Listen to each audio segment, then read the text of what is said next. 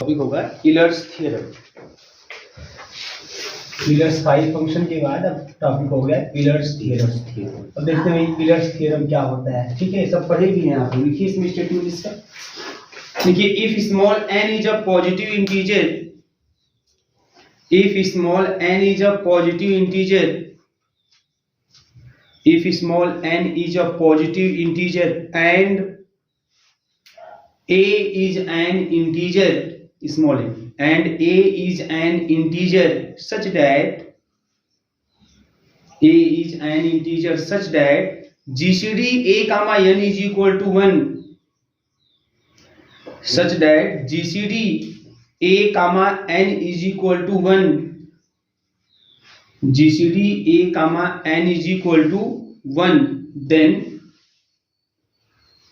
gcd a comma n is equal to 1, then a to the power phi n, a to the power phi n congruence 1 modulo n। तो ये आपका जो है Euler's theorem है। ठीक है, यह यूलर्स थ्योरम है। मतलब यूलर्स थ्योरम क्या कहता है वो ध्यान समझिए। यूलर्स थ्योरम ये कहता है कि अगर n कोई पॉजिटिव इंटीजर हो, n कोई पॉजिटिव इंटीजर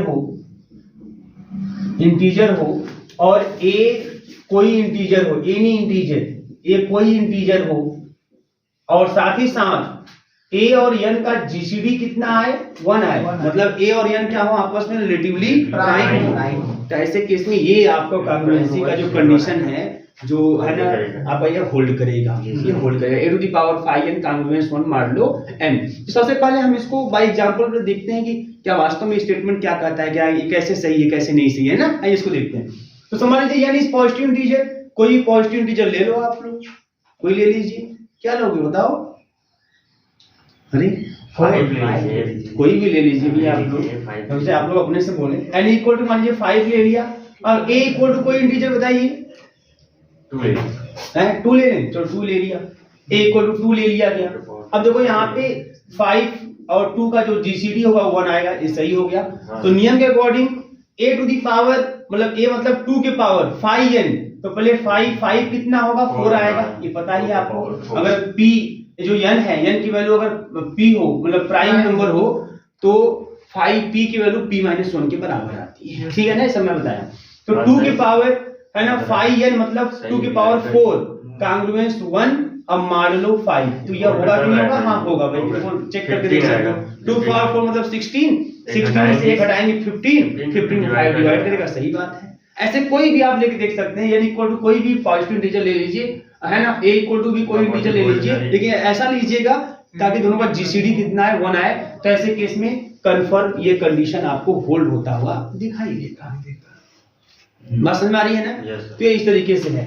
अब ध्यान दीजिए, यहाँ पे इसके प्रूफ की बात करते हैं। अब इसका प्रूफ कैसे करते हैं वो थोड़ा समझने की कोशिश करिएगा। इसका प्रूफ कैसे किया जाएगा कैसे नहीं किया जाएगा। सबसे पहले जैसे देखो, अगर मान लीजिए है ना a हमारा कोई n कोई पॉजिटिव इंटीजर है, यानी पॉजिटिव इंटीजर n कोई पॉजिटिव इंटीजर है and a is any integer और a कोई इंटीजर है ना, देन ऐसे केस में जो phi n होता है, phi n है ना, तो phi n जो होगा हम लिख देते हैं then a1 a2 a3 dot dot dot a phi n,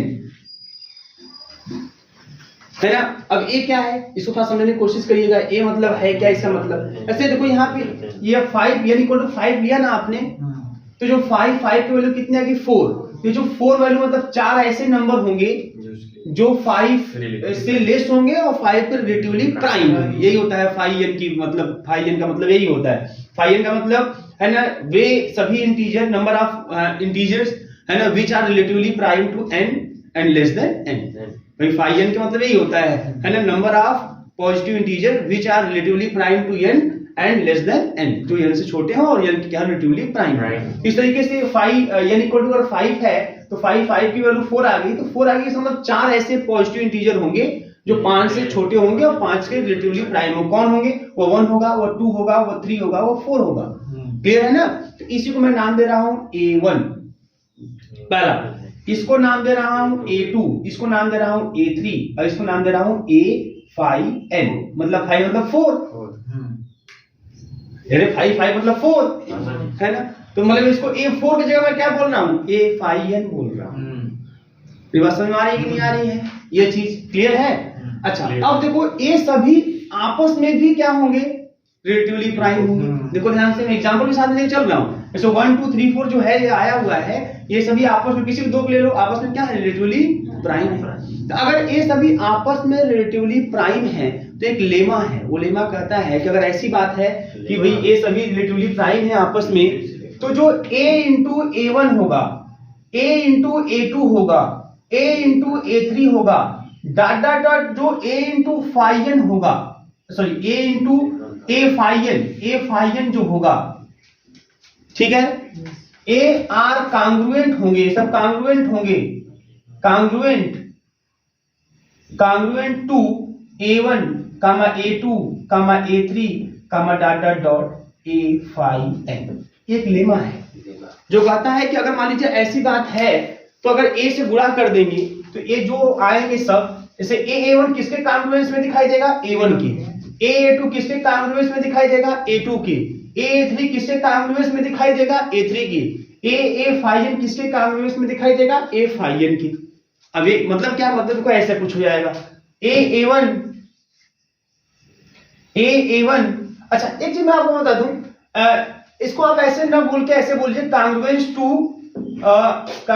to A1 A2 A3 लिखे कि ध्यान रखिएगा आप लोग, जरूरी नहीं है कि A1 के कांग्रुएंस में दिखाई दे, ये भी हो सकता है कि A1 A2 के कांग्रुएंस में दिखाई दे, लेकिन हाँ एक बात ये कंफर्म यहाँ पे आपको दिखाई देगा कि इसमें से कोई भी एक उठाओगे तो वह इसमें से किसी न किसी एक के कांग्रुएंस में दिखाई देगा। ये मेन लाइन देखो ये है ना। हो सकता है कि स्पेशल केस ऐसा दिखाई दे सकता है कि A1 के भी कांग्रुएंस में हो सकता है, A2 के कांग्रुएंस में हो सकता है, बट एक्चुअल में जो एग्जैक्ट लाइन है वो लाइन ये है ना कि ये जो सभी हैं आपके नंबर है ना, इसमें से किसी को भी उठाओगे तो वह इसमें से किसी न किसी के कांग्रुएंस में दिखाई देगा, है ना, with respect to modulo n। बस समझ आ रही कि नहीं आ रही, ये इसी कहानी का मतलब है। मतलब मान लीजिए कि A1 कांग्रुएंस B1 है, किससे कांग्रुएंस है, B1 और मॉडुलो n, मैं समझा रहा हूं, घबराइएगा एकदम मत। A2 congruence B2 modulo n, इस लेमा के हिसाब से यही है कि इसमें से कोई उठाओगे वो इसमें से किसी किसी के कांग्रुएंस में होगा। मैं B1 B2 कहां से आ गया, तो B1 B2 कुछ नया नहीं है, B1 B2 इसी का नाम है, हाँ इसी A1 A2 का आर्डर। मान लीजिए कि मान लो A1 A2 A1 जो है वह A2 के कांग्रुएंस में है, तो वही A2 हमारा B1 हो गया। अब मान लीजिए A1 हमारा A3 के या A2 हमारा A3 के कांग्रुएंस में है, तो वही A3 हमारा B2 हो गया। तो मैंने बोला ना कि जरूरी नहीं कि A1 के कांग्रुएंस में हो, हाँ ये कंफर्म है कि इसमें से कोई उठाओगे इसमें से किसी न किसी एक के कांग्रुएंस के रूप में दिखाई देगा। मैं एग्जांपल्स में दिखाता हूं, है ना, इसमें से किसी किसी को उठाओगे तो इसमें किसी किसी के कांग्रुएंस के रूप में दिखाई देगा। तो जिसके भी कांग्रुएंस में दिखाई दे रहा है मैं उसका नाम दे रहा हूं B1 B2 ऐसे। तो ये B1 B2 कुछ नया नहीं है, B1 B2 इसी का रीऑर्डर है। अगर मान लीजिए A1 इसके A2 के कांग्रुएंस में, तो यही हमारा B1 हो गया। अगर मान लीजिए A2 मान लीजिए A4 के कांग्रुएंस में है, तो A4 ही हमारा B2 हो गया। बात समझ आ रही ना। तो B1 B2 कुछ नया नंबर नहीं है, वो इसी में से कोई है, B1 भी इसी में से कोई है, B2 भी इसी में से कोई है ना। बस उसको थोड़ा ऑर्डर में करके, में से A2 आ गया, मतलब पहले मान लीजिए A2 कांग्रुएंस में हो गया, फिर मान लो A6 के कांग्रुएंस में हो गया, है ना, फिर मान लीजिए A1 के कांग्रुएंस में हो गया, तो मैं उसी का नंबरिंग कर दिया, B1 बोल दिया पहले, दूसरे को B2 बोले, तीसरे को B3, ऐसे बोल दिया। ऐसे ही कंटिन्यू कर जाओगे तो A5N कांग्रुएंस Bn modulo n। Clear है, यह चीज है। अब ये लेमा है, यही लेमा है। लेमा यही कहता है कि अगर इस तरीके की बातें हैं भाई, ये होगा करेगा, इतने नंबर आपको ऐसे मिलेंगे जो n के क्या होंगे, रिलेटिवली प्राइम होंगे, n से क्या होंगे, छोटे होंगे, वही नंबर से A1 A2 A3। और लेकिन जब उसी A से जब सब में गुणा करोगे तो जो A1 A2 A3 A5N होगा वह इसी में से, उसमें से कोई भी मेंबर उठाओगे वो इसमें से किसी न किसी मेंबर के कांग्रुएंस ग्रुप में दिखाई देगा। अब देखो क्या वास्तव में बात सही है कि नहीं है। अब आइए यहाँ से आते हैं, यहाँ से आते हैं और इस चीज को समझने की कोशिश करते हैं कि एक्चुअल में क्या कहानी है भैया यहाँ पे। तो चलो यहाँ पे मैं कंटिन्यू करता हूँ। तो देखो अब A1 ये हो गया, बात समझ आ रही नहीं? आप देखो n इक्वल टू मैंने ले लिया था 5, ठीक, n इक्वल टू 5 ले लिया तो 5 हो गया हमारा 4, ठीक। तो मतलब ऐसे कितने नंबर ऐसे होंगे जो इसके रिलेटिवली प्राइम होंगे? 1 होगा, 2 होगा, 3 होगा, 4 होगा। मैंने इसको बोल दिया A1, इसको बोल दिया A2, इसको बोल दिया A3 और इसको बोल दिया A4। A4 मतलब A5N मतलब 5 N मतलब 5 है ना। तो आप जाओ यहाँ लिख सकते हो 5 भी लिख सकते हो, कोई दिक्कत नहीं। ये हो गया, इसका नाम मैंने दे दिया। अब A कोई लेना है ना। A कोई लेते हैं और इसमें क्या करते हैं? गुणा करते हैं। कोई A लेते हैं, इसमें क्या करते हैं? गुणा करते हैं। तो कोई भी A ले लो, A कोई इंटीजर है, कुछ ले लो अपने से, बोलो क्या ले? A equal to 7। चलो A इक्वल टू मैंने 7 ले लिया है ना। Let A is equal to 7, A equal to 7 ले लिया। अब इस 7 से इन चारों में क्या करते हैं? मल्टीप्लाई करते हैं, जो गुणा करते हैं। तो यही क्या किया? गुणा किया ना। 7 से समय मल्टीप्लाई करते हैं, लेमा है अब है ना। अगर समय रहता तो हम लोग लेमा में प्रूफ करते हैं, बट बहुत इंपॉर्टेंट नहीं है, तो उसका यूज करना है, मेन आपका ये थियरम। तो 7 से मल्टीप्लाई करेंगे, 7 into 1 7 है ना। तो ये हो गया आपका है ना। ये हो गया किसकी वैल्यू? A1 की value. A1 is equal to 7, A2 is equal to 14, A3 is equal to 21 है ना। और A5 is equal to 28। Clear है सबको? ये हो गया। अब देखो, अब नियम क्या करता है कि यह जो इसमें से कोई उठाओ, चलो 7 को उठाते हैं। अब ये किसके कॉन्ग्रुएंस में होगा? देखो ध्यान दें, अब ये मॉड लो है ना, n की वैल्यू 5। तो देखो इसी में से किसी न किसी एक के कॉन्ग्रुएंस के रूप में, किसके मालूम है? 2 की। घटाओगे हो जाएगा कि नहीं? देखो हो गया। अब देखो ये 2 का हो गया, मतलब देखो A2, यहाँ पे A2 ही हमारा क्या हो गया? B1। A2 ही क्या हो गया हमारा? B1 हो गया। A2 हमारा B1 हो गया, उसको मैंने B1 नाम दे दिया। फिर ऐसे मान लीजिए नंबर हो रहा है 14।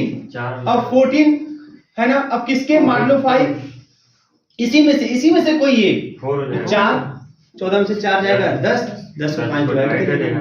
तो ये जो 4 है हमारा, यहाँ पे तो ये 4 है, लेकिन वही नाम मैंने दे दिया B2, उसी का नाम मैंने B2 दे दिया। फिर ऐसे अगर मैं उठाऊंगा यहाँ पे नेक्स्ट 21 1 हो जाएगा, 1 के काम। तो इसी में से मिलेगा, बाहर जाने की जरूरत नहीं है आपको, बाहर जाने की जरूरत नहीं है। बात समझ आ रही है ना। फिर ऐसे ही आप अगर 28 उठाओगे है ना, तो आपके पास क्या बचा? 3 बचा है, तो 3 देख रहे हैं ना। और सब है, ऐसा नहीं कि कोई छूटेगा। अच्छा, एक के कॉन्ग्रुएंस होगा तो फिर वो फिर दोबारा नहीं आया है, देख रहे हैं ना, है ना। तो इसी में से कोई ना कोई एक के है, इस तरीके से। हाँ, उनका आर्डर उल्टा पुल्टा हो गया है, बस उसी को मैंने B1 B2 नाम करके अरेंज कर दिया है। क्लियर बात समझ में आ रही है ना। ये लेमा कहता है, जो कि एकदम स्पष्ट है, जो आपको समझ में आनी चाहिए। जो चीजों को समझोगे तो आपको प्रूफ करने में कोई आसानी दिक्कतें नहीं होंगी, है ना, आसानी से आप प्रूफ कर लोगे। तो ये लेमा क्लियर बात समझ में आ रही है। ये लेमा इसने कह दिया, अब कुछ नहीं करना है, इतना बात समझ में आ गया ना। इनवर्स थ्योरम प्रूफ, अब कुछ नहीं करना है। मतलब क्या करना है?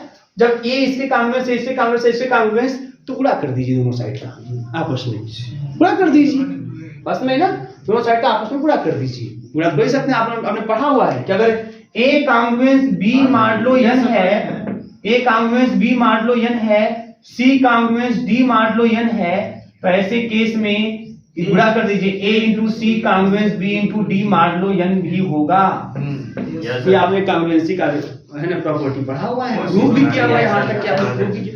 तो अब वो चीज आपने पढ़ा हुआ है, तो वही चीज इस पर लगा दीजिए, सबको आपस में गुणा कर दीजिए। लेफ्ट को लेफ्ट में, राइट को राइट में गुणा करके लिख दीजिए कॉन्ग्रुएंस के रूप में। तो देखो क्या जाएगा यहाँ पे A। अब कुछ भी नहीं करना है, अरे आपका रिजल्ट आपको आता हुआ देखो तो दिखाई देगा यहाँ पे जाएगा A1 A2 data dot A5N है ना बेटा, 5N और कॉन्ग्रुएंस B1 B2 है ना, B3 डाटा डॉट BN और मॉडुलो। इक्वेशन नंबर फर्स्ट कर देते हैं। अब चूंकि जो B1 into B2 into B3 dot BN है, ये बराबर होगा A1 into A2 into A3 dot AN। B1 B2 वो तो वही है ना, वही है। तो ये भी याद लीजिए, since B1 into B2 into B3 data dot BN is also congruence to A1 into A2 A3 data dot AN और मॉडुलो n, दोनों सेम है ना। B1 B2 BN यही है, है ना, बनता है ना आप लोगों को। देखो अब ये B1 हो गया, है B2 हो गया, A B3 हो गया और ये हमारा B4 हो गया। अब गुणा कर लो b1 b2 b3 b4 का, तो 2 गुणे 4 गुणे 1 गुणे 3, 4 गुणे 8 तरीके 24, और आप गुणा कर लो a1 a2 a3 a4 का, तब वो 24। वो एक्चुअली वही है ना, क्या कहना है समझिए ना आप, वही है, खाली आर्डर चेंज हुआ है, तो गुणा करने में वही आएगा ना। ये हो गया इक्वेशन नंबर 2 हो गया, ठीक है ना। अब फ्रॉम इक्वेशन 1 एंड 2 कर ले, ठीक है ना। तो अगर फ्रॉम इक्वेशन 1 एंड 2 करेंगे तो a1 a2 data dot a phi n, sorry यहाँ पे ऐसे suffix phi n congruence a1 a2 a3 data dot a है ना। n मतलब n मैं क्या लिख रहा हूँ, b मुझे लिखना चाहिए यहाँ पे है ना, b फाई n लिखना चाहिए था, है ना, b फाई n, तो यहाँ पे a फाई n, क्लियर ना। तो यहाँ पे a फाई n अब मॉडुलो n, क्लियर है। अब बड़ा देखो यहाँ पे एक चीज, a इसमें भी है, यहाँ भी a, ऐसे सब में a है। a कितनी बार है, फाई n, मतलब वही है ना, बार समझ लो ये नंबर क्या समझो, फाई n जो वैल्यू आएगी वो इतने बार होगा, तो इतनी बार हो गया फाई n बार, तो हो जाएगा ये जो a सब में से कॉमन करोगे तो a फाई n बार है, तो a के पावर कितना रहेगा फाई n, जितनी बार a रहेगा उतना पावर हो जाएगा a की पावर और ये कैंसिल फाई n। बात समझ में आ रही है ना, कांग्रुएंस। और जो a1 a2 a1 a2 और a फाई n है, इधर भी a1 a2 a phi n सब कट जाएगा, तो कांग्रुएंस क्या हो जाएगा 1 मॉडुलो n, कहानी खत्म हो गई, ये भी प्रूफ हो गया। बात समझ में आ रही है ना, तो यही है, एकदम सिंपल तरीके से ये चीज हो गया, ठीक है ना। तो पहले एग्जांपल में सब समझ में आया ना, कहानी क्या है, कुछ नहीं करना है, बस यही एक लाइन दिमाग में लेमा वाला रखना है, और लेमा भी अगर आपने समझा है कि कैसे है क्या है, तो फिर आपको लेमा का भी स्टेटमेंट याद करने में कोई समस्या नहीं होने वाली है ना। मतलब अगर n कोई पॉजिटिव इंटीजर है तो जितने भी उसके ऐसे नंबर जो n के रिलेटिवली प्राइम होंगे, n से छोटे होंगे, उन्हीं का नंबरिंग कर दीजिए, a1 a2 से करके कर दीजिए, है ना। और लास्ट वाले को a5, क्योंकि लास्ट वाला जो होगा वो कितना होगा, वो उसी हिसाब से होता है ना। तो वही नंबर आएगा, जैसे 5 का 4 मतलब 4 होंगे, तो a1 a2 a3 a4 मतलब क्या, a4 मतलब आपका 4 की जगह 5 भी लिख सकते हैं, वही वहां पे लिख देंगे इस तरीके से। और ये सब आपस में रिलेटिवली प्राइम भी होंगे, भाई 1 2 3 4 सब आपस में रिलेटिवली प्राइम है। अगर ऐसा है तो लेमा बस ये कहता है कि अगर ऐसा है तो कोई भी a इंटीजर से गुणा कर दो, उन सब a1 a2 में सब में गुणा कर दो, वह इन सब a1 a2 a3 a phi n में से किसी न किसी कांग्रुएंस के रूप में इस तरीके से आपको दिखाई देंगे। बस ऐसे जहां लिखे फिर गुणा कर दीजिए, है ना, जितना बार है उतना पावर लगा दीजिए, जो बचता है वो सेम दिखता है काट दीजिए, हटा दीजिए, आपको रिजल्ट आपको मिल जाएगा। क्लियर है, ठीक है। चलिए मैं बोल के लिखा देता हूँ थोड़ा सिस्टमेटिकली, प्रूफ में लिखिएगा, यही सब लिखना है, कोई दिक्कत नहीं। Let a1 comma a2 data dot a phi n, let a1 comma a2 data dot a phi n be positive integer, be positive integer less than small n, be positive integer less than small n that are relatively prime to, that are relatively prime to, that are relatively prime to small n। Clear है ना, इसे वही number ना होते हैं, a1 a2 जो आपका number है सब क्या है, ये 5 के रिलेटिवली प्राइम ही तो है, data relatively prime to small n since GCD of a comma n is equal to 1, ये तो स्टेटमेंट में ही दिया है, GCD of a comma n is equal to 1, then by lemma, अब यही है ये statement, then by lemma LEMMA होता है, LEMMA, then by lemma LEMMA, then by lemma a1 comma a2, ये लिखा हूं a1 comma a2 comma a3 comma dot dot dot a into a phi n, a into a phi n हो गया। Are congruent modulo n, are congruent modulo n to किसके congruent modulo n होगा, 2a1 comma a2 comma a3 comma dot dot dot a phi n in certain order, किसी order में होगा, जरूरी नहीं कि a1 के ही हो पहला वाला हो जाए, इन सर्टेन ऑर्डर। दिखाई दिया, समझ में आ रहा ना ऑर्डर? जैसे इस वाले एग्जांपल में ऑर्डर क्या हो गया था, ऑर्डर पहले 2 आ गया था, फिर उसके बाद 4 आ गया था, फिर आपका 1 और 3 आ गया था, तो ऑर्डर इस तरीके से हो गया था। इन सर्टेन ऑर्डर, लेकिन होगा किसी न किसी एक का ठो हुआ है ना।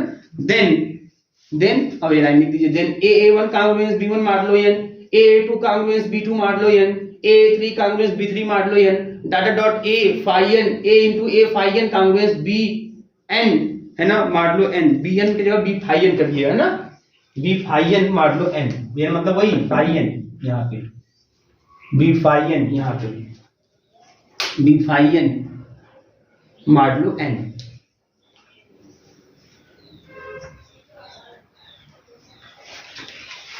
ठीक है, ये समझेंगे, कोई समस्या नहीं। आपको तीनों थ्योरम बकायदा समझाया गया है, कोई दिक्कत नहीं, चाहे यूलर्स थ्योरम, चाहे विल्सन थ्योरम, चाहे फर्मेट्स थ्योरम। और जो सबसे सिंपल वे है उसी रूप में आपको मैं दे रहा हूं लगातार। हो गया यहाँ पे, नीचे लिख लीजिएगा, where B1 comma B2 comma data dot B phi n, where B1 comma B2 comma data dot B phi n are the integers, इसमें इंटीजर है, कौन से इंटीजर है, are the integers A1 comma A2 comma data dot A phi n, मतलब ये B1 B2 B phi n कुछ नया नहीं है, ये A1 A2 A phi n ही है, इन सर्टेन ऑर्डर, बस एक ऑर्डर में है ना, इन सर्टेन, इसी का एक ऑर्डर आपको मिल गया है, नया ऑर्डर, और इसी A1 A2 से A phi n को एक नए ऑर्डर में जो मिलने पर उसको हम B1 B2 का नाम दे रहे हैं ना, इन सर्टेन ऑर्डर। चलो क्लियर, आगे क्या, multiplying above phi n congruence multiplying above phi n, कितने कांग्रुएंस है, phi n ना, ऊपर कितने कांग्रुएंस, पहला दूसरा कुल phi n कांग्रुएंस है, multiplying above phi n congruence we get, above phi n congruence we get, बस अब मल्टीप्लाई कर दो, ये लिख दो पूरा, मल्टीप्लाई कर दोगे आप तो इस तरीके से मल्टीप्लाई करने पर यह इस तरीके से आ जाएगा। और चूंकि B1 B2 Bn सब A1 A2 A phi n के ही बराबर है, इसीलिए फ्रॉम इक्वेशन 1 और 2 करके ऐसे कर देंगे, फिर उसको ऐसे लेके काट दीजिएगा, कमेंट बढ़ा लीजिएगा, है ना, yes sir, B phi n, ये phi n, ठीक, पूरा कर लीजिए, लेफ्ट का लेफ्ट में, राइट का राइट में, तो A1 A2 डॉट A into A phi n कांग्रुएंस B1 B2 B3 dot B phi n modulo n, चूंकि B1 B2 B3 dot B phi n जो है वो कांग्रुएंस होगा A1 A2 A3 dot A phi n modulo n के, तो from equation first and second लिख दीजिएगा इसको इस तरीके से, फिर लिखिएगा A to the power phi n into A1 A2 डॉट A phi n is congruence to A1 A2 A3 dot A phi n modulo है ना, फिर A1 A2 A3 मतलब हटा दिए, काटेंगे नहीं, ऐसे छोड़ दीजिएगा, लिख दीजिएगा A to the power phi n congruence 1 modulo n, ये दोनों तरफ सेम है, सब कुछ क्लियर है ना, लिख पाओगे ना, यस सर, फिर छापना ही तो है, क्या बात है। इसी में अगर मैं थोड़ा सा एक नोट में एक चीज बता दूं आपको, जैसे देखो हमारा जो यूलर्स थ्योरम है वो आ गया कि A to the power phi n is congruence to 1 modulo n, ये आपका यूलर्स थ्योरम है, हमारा आ गया, यस सर, है ना।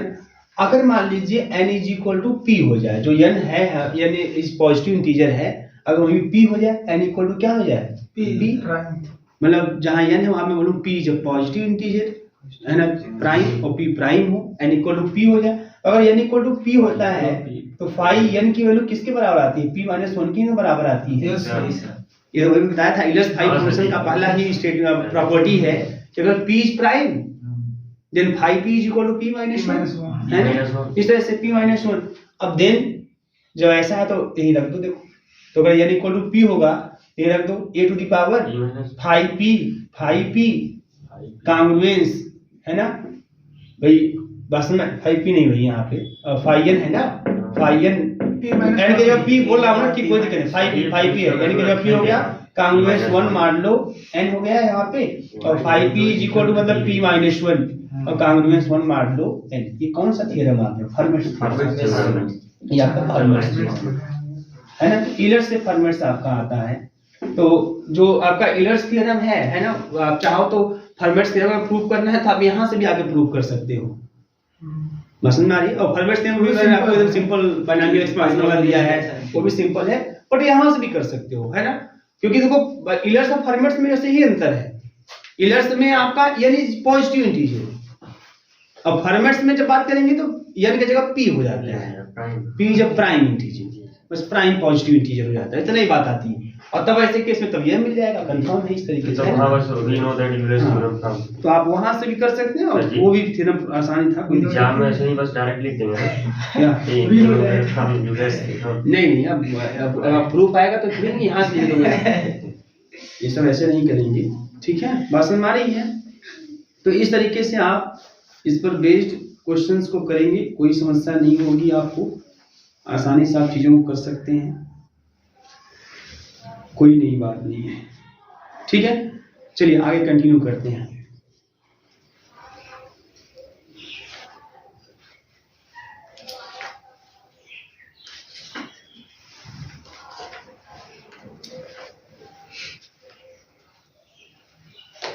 बताएं इसको, थियरी ऑफ क्वाड्रेटिक कांग्रुएंस में घड़ी, theory of quadratic congruence, theory of quadratic congruence, theory of quadratic congruence, कई बार यहाँ से भी क्वेश्चन आते हुए दिखाई दिए हैं, थियरी ऑफ क्वाड्रेटिक कांग्रुएंस, ठीक है। अब घड़ी एक और करिए, quadratic congruence, quadratic congruence, quadratic congruence. देखिए, a general quadratic congruence is of the form, a general quadratic congruence is of the form, अब क्वाड्रेटिक कांग्रुएंस कैसा दिखाई देगा आपको, a general quadratic congruence is of the form ax square plus का bx plus का c congruence 0 मार लो n।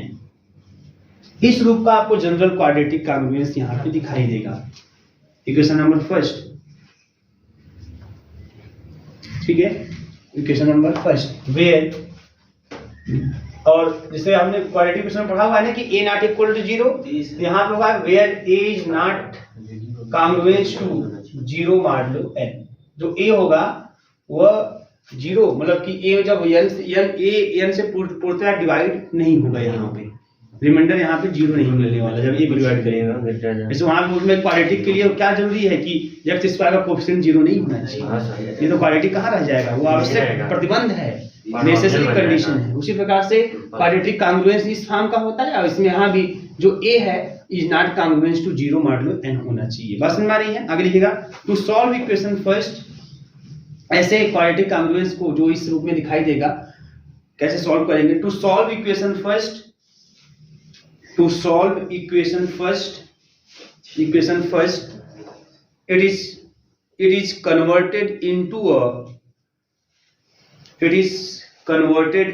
a simpler form, it is converted into a simpler form, simpler simpler, simpler form with the condition GCD, with the condition GCD 2 comma, इस condition का use करके 2 comma n GCD 2a comma n is equal to 1, GCD 2a comma n is equal to 1, ठीक है। चलिए theorem लिखिएगा, theorem लिखिए, the quadratic कांग्रुएंस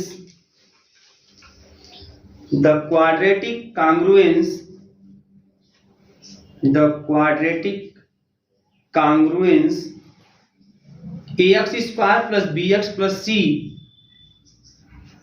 the quadratic congruence ax square plus bx plus c is congruence to 0 modulo n, ax square plus bx plus c, अरे लिख रहे हो क्या, पूरा यही लिखना है भाई, ax square plus bx plus c is congruence to 0 modulo n with GCD 2a comma n is equal to 1, with GCD 2a comma n is equal to 1 can be reduced can be reduced to the form